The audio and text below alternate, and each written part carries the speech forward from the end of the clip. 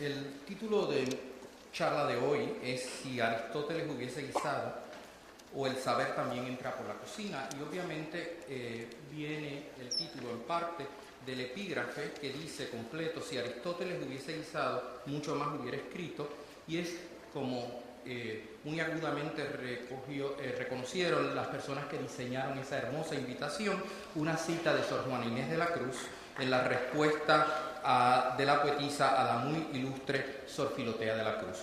Quisiera dedicar este trabajo a Susan Omar por todas las lecciones de cocina y por todas las otras lecciones que me ha dado en la vida.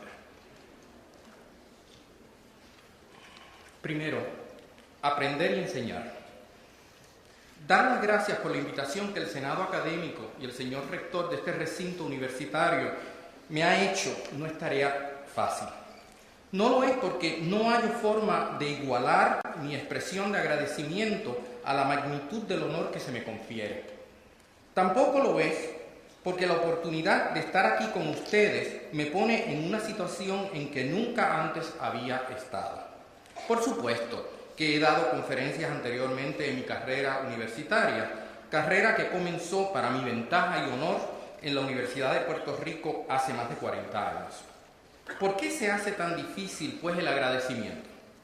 El problema reside justamente en la denominación que se le da a esta conferencia, lección magistral. Esta designación me hace dudar muy seriamente si tengo la capacidad para cumplir con la encomienda. ¿Soy capaz de ofrecer una lección magistral?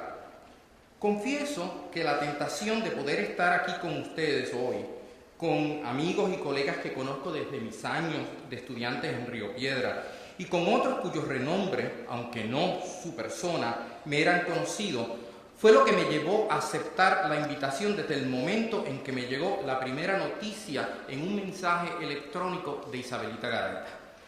Pero desde entonces sufrí y volví a sufrir un ataque de pánico contenido. ¿Cómo iba yo a ocupar el lugar que habían ocupado algunos de mis maestros y muchos que no lo fueron, pero a quienes reconozco y admiro por su verdadera maestría? ¿Cómo iba yo a dar una lección magistral? La respuesta a esta pregunta, o mejor, la salida a este aprieto, se me hizo fácil de formular una vez comencé a trabajar en la conferencia. Se me pedía, me dije, una lección magistral solo en cuanto soy maestro. En otras palabras, se me pedía en verdad una lección magisterial. Cambié así un poco el sentido del adjetivo y comencé a decirme que no se me pedía algo que se distinguiera por ser el producto de quien ha alcanzado el alto título de maestro. Se me pedía en cambio solo una lección digna de alguien que ha ejercitado por años el magisterio, o sea, el oficio de profesor. Por ello, la lección que hoy les ofrezco no es ella misma magistral, es solo magisterial, y lo es porque la ofrezco yo, que he sido y soy maestro.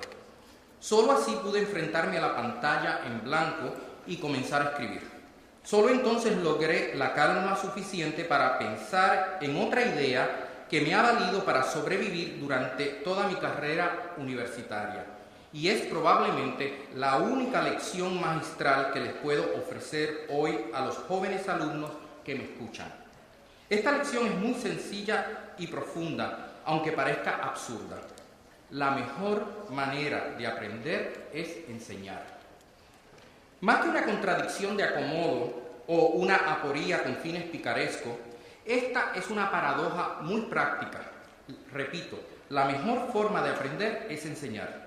Desde que comencé mi carrera en 1968, año que marcó por muchas razones profundamente mi vida como ser humano, especialmente como intelectual, me di cuenta que cuando enseñaba aprendía lo que creía saber, pero que en verdad no sabía hasta que se lo explicaba a otros. Creo que todo lo que he escrito, o casi todo, ha surgido de mi deseo de comunicarles a otros las cosas que me atraen, me preocupan, me intrigan y me obsesionan. Escribo para compartir con otros y en ese proceso es que verdaderamente aprendo. Esta sencilla idea me llevó a determinar el tema de la lección de hoy.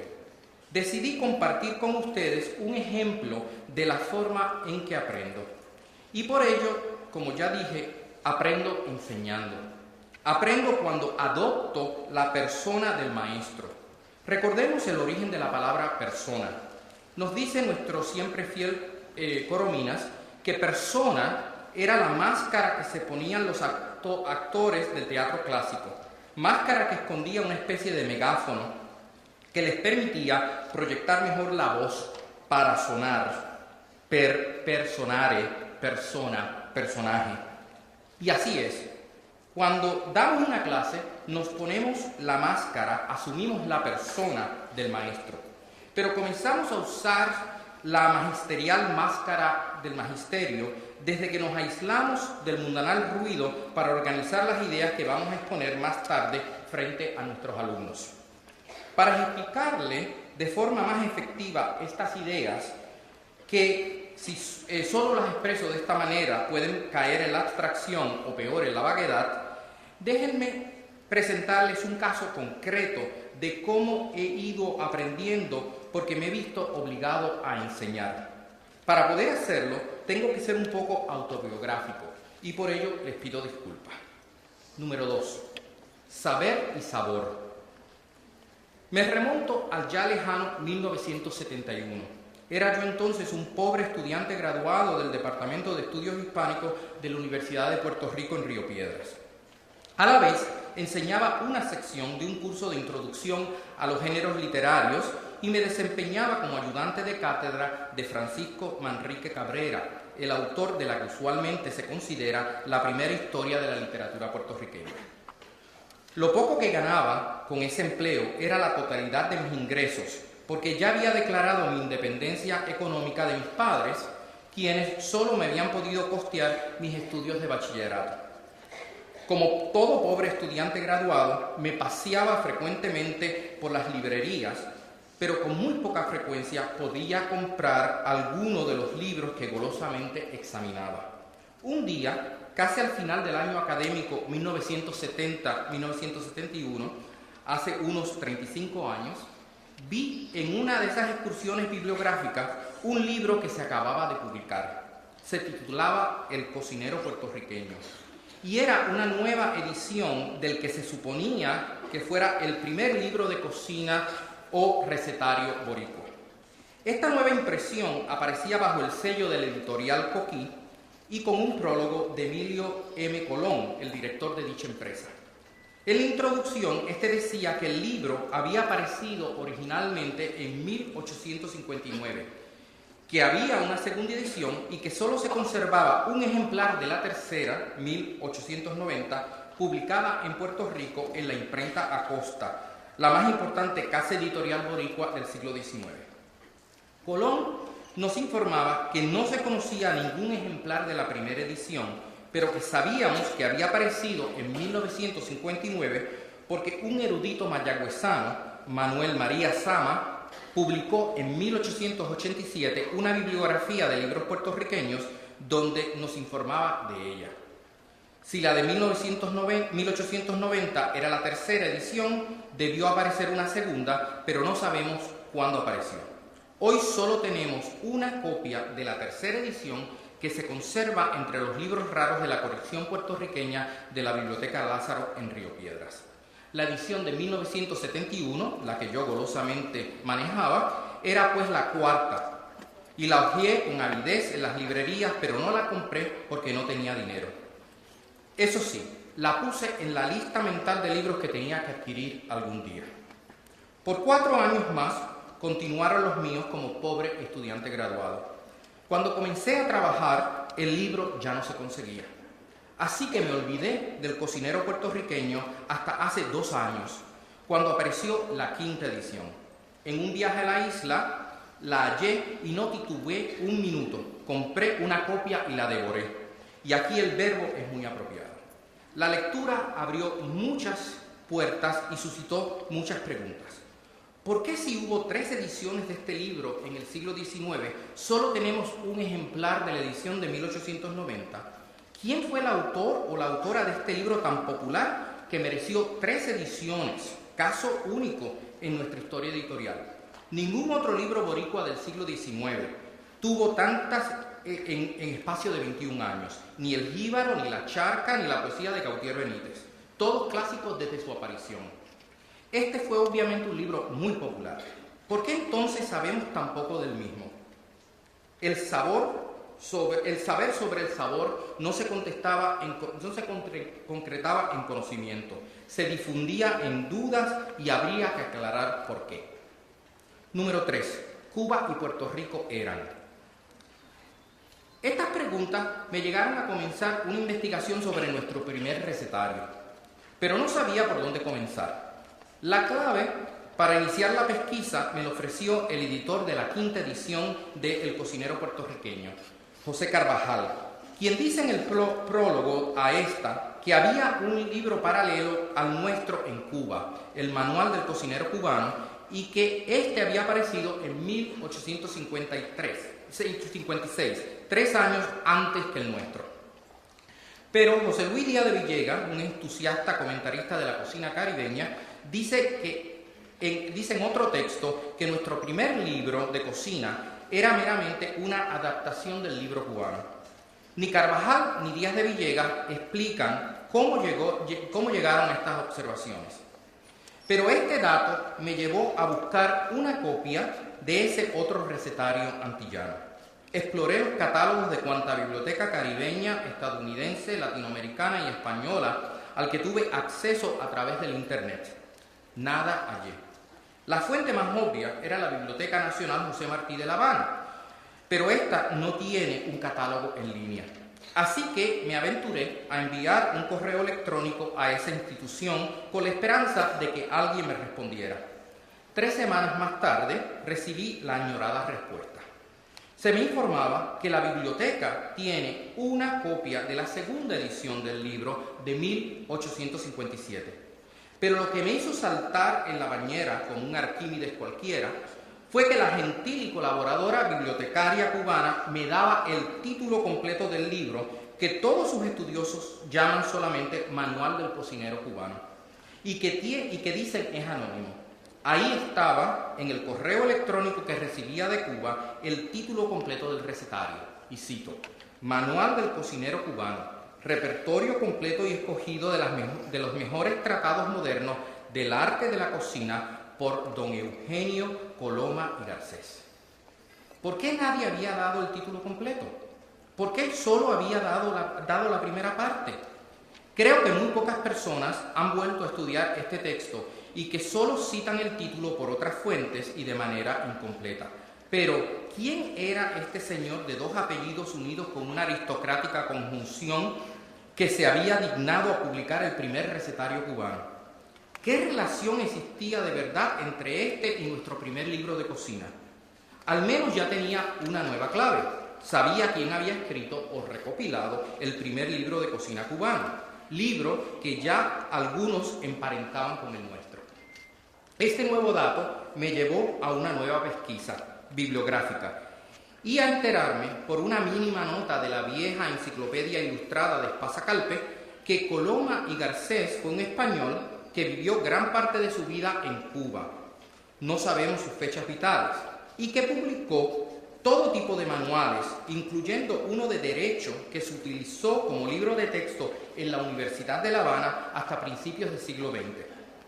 En la colección de libros raros de la Biblioteca de la Universidad de la Florida se atesoran varios de sus libros, pero no el de cocina. De nuevo, por la casi magia del Internet, descubrí que la British Library, esa babélica biblioteca donde Karl Marx pasó días y días haciendo la investigación para el Capital, tenía la única copia que conocemos de la primera edición del Manual de Cocina Cubano, la edición de 1856. Para este punto ya había contagiado con mi entusiasmo a todos los bibliotecarios de la colección latinoamericana de la Biblioteca de la Universidad de la Florida, y estos se ofrecieron a conseguirme un microfilm del libro.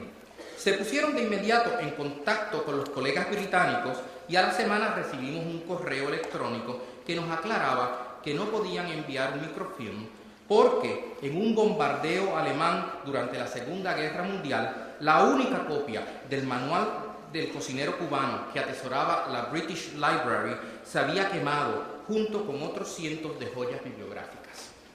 Pensar en los tesoros que se pierden en Irak y en el Líbano justamente mientras escribo estas palabras.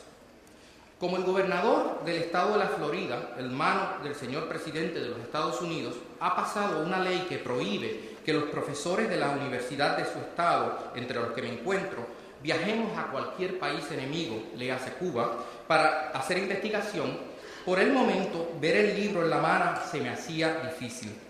Y ya que no existía la otra copia en Londres, decidí buscar otras rutas para resolver el enigma de estos libros, aunque espero llegar a ver el libro en la Biblioteca José Martí pronto. Escribo estas líneas cuando comienzan los rumores de inminentes cambios en la sociedad cubana. Pero había que continuar la búsqueda, aunque fuera por otras vías. Como pueden ver, uno de los rasgos de un investigador y de un profesor es la obsesión. Los que investigamos y los que enseñamos nos importa tanto que a otros hasta pueden llegar a pensar que hemos perdido la razón.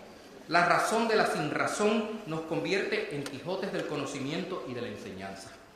Obsesivamente, pues, busqué todo lo que pude hallar sobre alimentación y cocina en el Caribe para aclarar el problema de los recetarios cubanos y puertorriqueños. El azar y los excelentes fondos de la colección latinoamericana de la Biblioteca de la Universidad de la Florida me pusieron en las manos un texto de poco mérito, pero que fue clave para mi trabajo casi detectivesco. Se trata de un libro titulado Gastronomía Caribeña, escrito por un venezolano, José Rafael Lovera, y publicado en Caracas en 1991. La primera parte de este libro consiste en un comentario sobre la dieta en los países del Caribe desde la perspectiva de un nutricionista. Esta primera parte del libro no tiene gran interés para mí, pero la segunda me llevó a dar otro salto clásico en la imaginaria bañera de los descubrimientos, pues Lovera recoge recetas de 5 libros de cocina del siglo XIX, un libro guatemalteco de 1844, uno de Trinidad de 1900, uno venezolano de 1961, 23 recetas del Manual del Cocinero Cubano y 35 del Cocinero Puertorriqueño. Leí con avidez esas 23 recetas del libro cubano y la sorpresa fue grande, pues estas me parecían muy similares. Saqué mi copia del recetario puertorriqueño y, sorpresa de sorpresa, todo es sorpresa, hallé que esas 23 recetas que se incluían en el recetario nuestro, que esas 23 recetas se incluían en el recetario nuestro y eran idénticas en ambos, palabra por palabra. Aunque todavía no he podido hacer la comparación completa de los dos recetarios, la paridad de esas recetas me llevan a concluir que el Manual del Cocinero Cubano y el Cocinero Puertorriqueño son uno y el mismo libro, obra de Eugenio Coloma y Garcés. 4. La igualdad de las aves. Había hecho un descubrimiento. Sabía que nuestro primer recetario y el cubano eran un mismo libro y que este era la obra de un español. Pero el mismo hallazgo traía a su vez más dudas, más interrogantes, más misterio. Nada extraño hay en esto. Así es toda investigación. Abrimos la ventana, entra luz, pero esa misma claridad descubrimos más áreas oscuras que debemos aclarar. Pero las dudas ahora eran muy serias. Los estudiosos de nuestro siglo XIX han visto en este momento el nacimiento de nuestra identidad como pueblo. Tanto como Colón como Carvajal, en los prólogos a sus sendas ediciones del Cocinero Puertorriqueño, destacan el nacionalismo evidente de este recetario, que se presenta como muestra de que ya para entonces los puertorriqueños éramos un pueblo formado, pues hasta teníamos nuestra propia cocina. Pensemos por un momento en la fecha de la primera edición del libro Boricua, 1859. Este apareció 10 años después del primer clásico de la literatura puertorriqueña, El Jíbaro, de Manuel Alonso, texto que todavía usamos para marcar el comienzo de nuestras letras y el despertar de una conciencia nacional. Recordemos que Pedreira postula que el Jíbaro es nuestro Mío Cid y nuestro Martín Fierro. Recordemos también que nuestro primer recetario apareció 9 años antes del Grito de Lares, el movimiento que marca la evidentísima presencia de un grupo de boricuas que intenta construir una nación y por ello intenta liberarse del poder metropolitano español. No cabe duda, pues, que nuestro primer libro de cocina es una manifestación más de una conciencia nacional y nacionalista. Pero si nuestro primer recetario es una copia, quizás pirateada, de un libro cubano, ¿qué pasaba con esa imagen del nacionalismo que hasta imprimía su sello en la gastronomía? El manual del cocinero cubano desempeña también la función de marcar el nacionalismo en la otra Antilla. Este caso no era tampoco muy distinto ni menos problemático que el nuestro, ya que este primer libro de cocina nacional era obra de un español, un individuo que, por la evidencia indirecta que he podido recoger sobre él, era un funcionario gubernamental y defensor del dominio español en Cuba. Como no tenemos acceso a la primera edición del cocinero puertorriqueño, no sabemos si allí aparecía o no el nombre de Coloma y Garcés. Sama, quien vio el libro, dice que es anónimo. Tampoco tenemos acceso a los archivos de la imprenta Acosta, la casa editorial que publicó el libro puertorriqueño. Así que no sabemos si hubo un acuerdo financiero entre el autor y la editorial sanjuanera o si se cambió el título del libro cubano para venderlo como puertorriqueño. Las preguntas eran abundantes y más apremiantes que las respuestas. Me sentía metido en un sancocho bibliográfico, en un escabeche intelectual. Ya había descubierto que el libro cubano y el puertorriqueño eran idénticos o muy parecidos, pero no podía establecer con claridad qué significaba todo esto. Tenía que distanciarme un poco del problema, tenía que buscar formas de verlo más fríamente para entenderlo mejor. 5. La historia inexistente de los libros de cocina.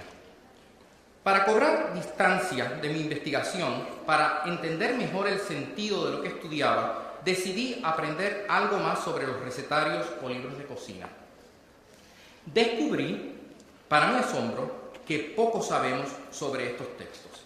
Sabemos, sí, que las primeras recetas que tenemos aparecen en tablillas de barro en alfabeto cuneiforme, que entre los grecorromanos el más famoso recetario fue recopilado por Apicio, quien vivió durante el reinado del emperador Tiberio, que los monjes medievales recopilaron muchas importantes recetas, que en el Renacimiento los italianos nos dieron los primeros libros modernos de gastronomía, que el primer libro de cocina latinoamericano probablemente sea uno brasileño de principios del siglo XIX, que en este siglo, en el XIX, es un incremento en la publicación de este tipo de textos, que hoy en Amazon.com podemos hallar unos 17.000 libros de cocina a la venta, que en los Estados Unidos se publican 1.500 al año, que la Schlesinger Library en Radcliffe College tiene la colección más grande en el mundo de libros de cocina, con unos 16.000 ejemplares, aunque la colección se concentra en libros norteamericanos,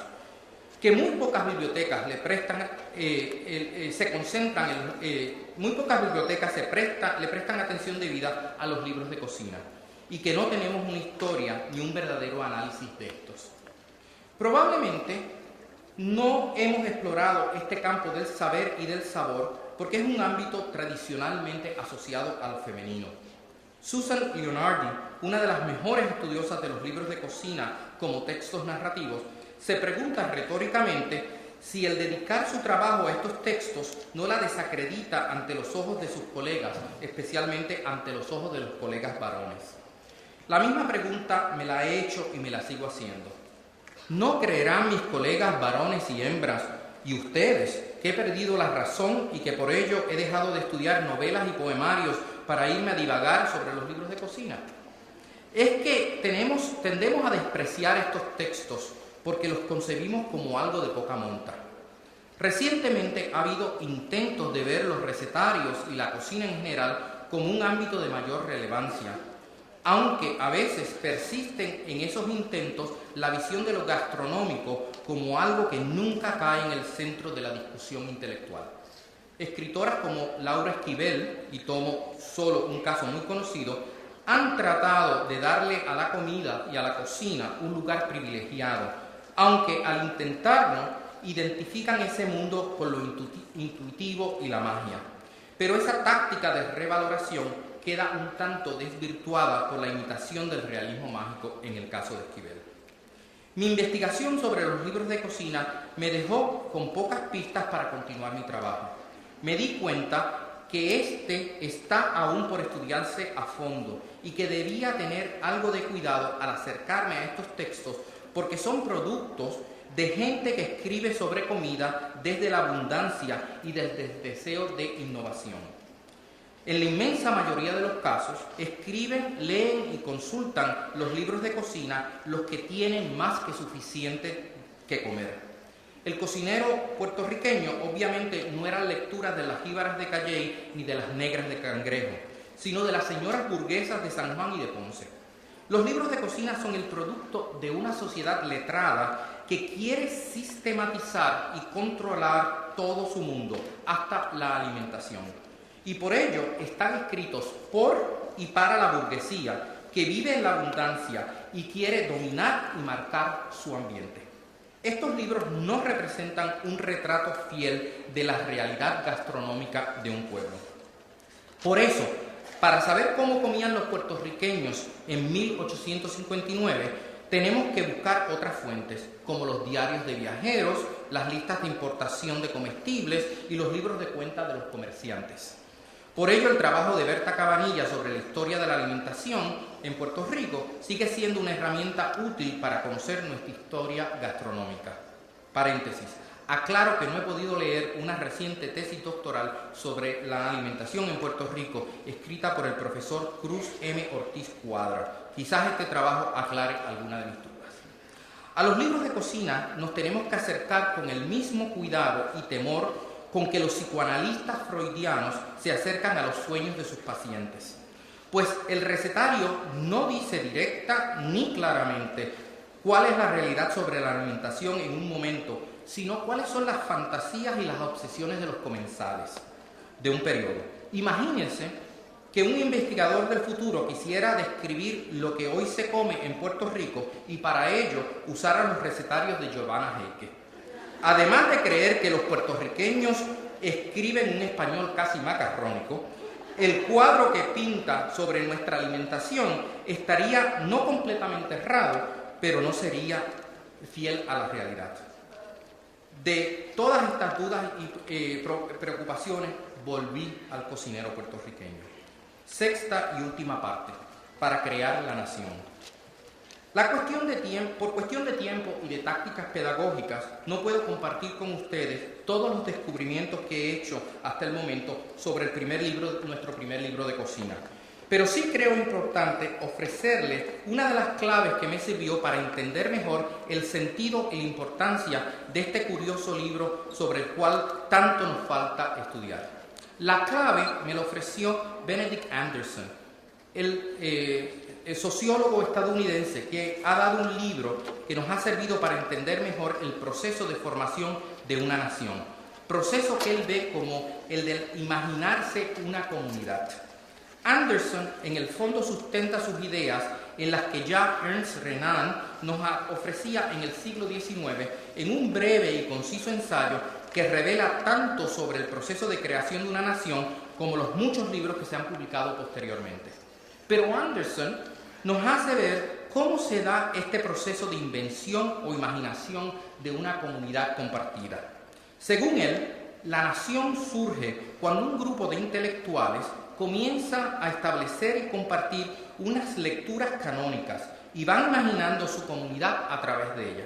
Estos intelectuales comparten revistas, periódicos, novelas, poemas épicos y libros de historia donde se imaginan la comunidad que formará la nación. A esa lista de Anderson yo añado el recetario o el libro de cocina. Propongo que casi siempre en Hispanoamérica y en África así ocurre, aunque no en la India, por ejemplo. Los criollos que crean la nación, aunque no necesariamente los intelectuales entre ellos, sienten la necesidad de inventarse una cocina nacional y por ello se valen de los libros de cocina. Mi propuesta es simple, pero creo útil y correcta. Cuando una comunidad comienza a identificarse como nación, tiene que inventarse una cocina. no en la manera de preparar los alimentos, sino en la de nombrarlos o de reclamarlos como propios. Me explico. Por años, por décadas, hasta por siglos, un grupo puede estar preparando los alimentos que consumía de una manera particular. Así lo hacía y lo volvía a hacer sin tener conciencia de que esa era la forma propia de hacerlo. Entonces, en un momento específico, cuando la comunidad empieza a imaginarse como nación, esos platos adquieren nombre y se convierten en la cocina nacional. Una cocina nacional es una de las formas, una entre otras, en que una comunidad se autodefine y se reconoce como nación. No puedo entrar en detalles, pero solo piensen en la expresión más típicamente puertorriqueña para identificar a una persona como perteneciente a nuestra comunidad imaginada, perteneciente a esta aunque lo quiera negar: tener la mancha de plátano. La comida nos define como pueblo, no cabe duda de ello. Eso precisamente fue lo que ocurrió en la década 1950 en Cuba y Puerto Rico. Esas comunidades comenzaron a tener conciencia de sí mismas como entidades distintas a las españolas. Eso lo veía hasta un astuto español que apoyaba el régimen colonial, Eugenio Coloma y Garcés. Coloma se inventó un recetario donde aparecía con frecuencia el término criollo para definir platos que se sirven a la vez para fijar lo nacional. La realidad era que la comida cubana y puertorriqueña del momento no se diferenciaban tanto. Aún hoy, las diferencias entre las dos cocinas son mínimas y en muchos casos se centra en la nomenclatura. Las comunidades boricuas y cubanas de entonces se valieron del manual de Coloma, manual que tenía muy poco de original, pues como he podido comprobar, recoge recetas que tomó de muchos otros libros, para definir su cocina, su forma de preparar los alimentos y así definirse a sí mismo como una comunidad distinta a la metropolitana, a la española. Este fenómeno se da en toda Hispanoamérica. Solo que en esos otros países los libros de cocina aparecen después de la independencia, no antes, como en nuestro caso y el cubano. Por toda Hispanoamérica, en el siglo XIX, aparecen libros de cocina que declaran una identidad nacional. En 1831 en México, 1848 en Chile, 1853 en Colombia, 1861 en Venezuela, 1866 en Perú, 1890 en Argentina. Lo curioso es que el caso cubano-puertorriqueño haya sido relativamente temprano, 1956-1959. Lo curioso también es que los cubanos y los puertorriqueños hayamos compartido un mismo primer libro de cocina, aunque así no se supiera hasta este momento. Pero de todas formas, y como en el resto de Hispanoamérica, el manual del cocinero cubano y el cocinero puertorriqueño, uno y el mismo libro, obra de un burócrata español que apoyaba el sistema colonial, nos definen como comunidad imaginada o nación, y lo hacíamos a través de la cocina. Quizás ahora ven por qué digo que no solo el sabor, sino el saber entra por la cocina. Y por qué también asevero que los recetarios son una forma válida y provechosa para conocer la realidad. Creo que debemos comenzar a darnos cuenta que, como universitarios, nos podemos acercar a cualquier realidad, la biológica, la económica, la sexual, la pictórica, la musical, la matemática, y de ella sacar provecho por un acercamiento inquisitivo que no toma esa realidad como algo dado y fijo, sino como la materia prima que exploramos para inventarnos esa narrativa que llamamos el saber. Eso es lo que nos hace universitarios. Observarlo todo, cuestionarlo todo, no estar satisfecho con nada. En los últimos años yo he ido haciendo algo para que muchos algo sobre lo que muchos creen insignificante e inútil, los libros de cocina. Ustedes podrán hacerlo con algún otro aspecto de la realidad que les interese tanto como a mí me interesan o me obsesionan estos textos. Los invito, pues, a buscar el saber donde sea. Esa invitación quiere decir que los invito a ser universitarios y desde ahora les deseo buen provecho, pues se enfrentan al infinito y suculento banquete del conocimiento. Muchas gracias.